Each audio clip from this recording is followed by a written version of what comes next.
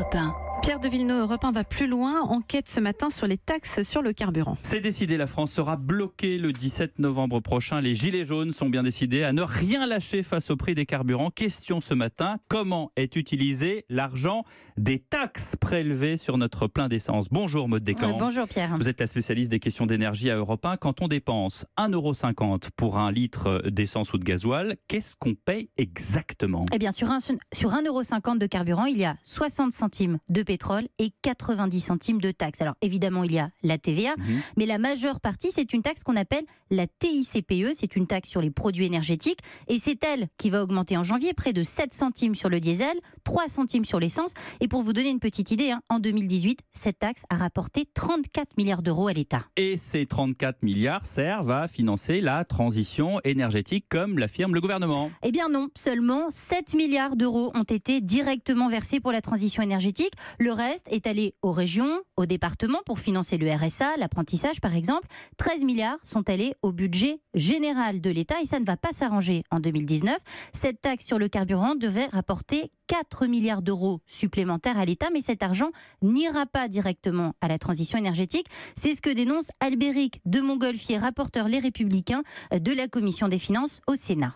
Ça veut dire que concrètement, l'État prélève plus sur la fiscalité, notamment des carburants, du fuel, une augmentation de fiscalité de 46 milliards d'euros d'ici 2022. Mais ce surcroît de recettes ne sera pas du tout affecté à la transition énergétique, mais tout simplement au budget de l'État, qui par ailleurs est en déficit de près de 100 milliards d'euros.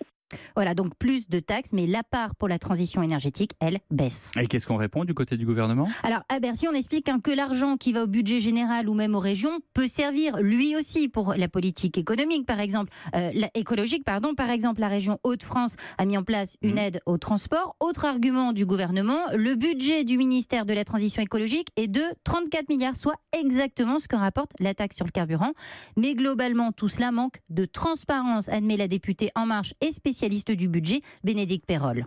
Je crois qu'on n'a pas été assez pédagogue. Et aujourd'hui, il y a un vrai travail d'explication que nous devons faire et de transparence. Quelles recettes le budget de l'État recouvre en matière de fiscalité écologique et qu'est-ce qui vient financer la transition écologique? Alors, ce travail d'explication et de pédagogie, on voit depuis quelques jours qu'il se met en place sur le terrain. Ouais, par exemple, hier, j'ai accompagné la secrétaire d'État à la transition écologique Emmanuelle Wargon à Rennes. Alors, je ne vous cache pas que c'était un déplacement express organisé à la dernière minute.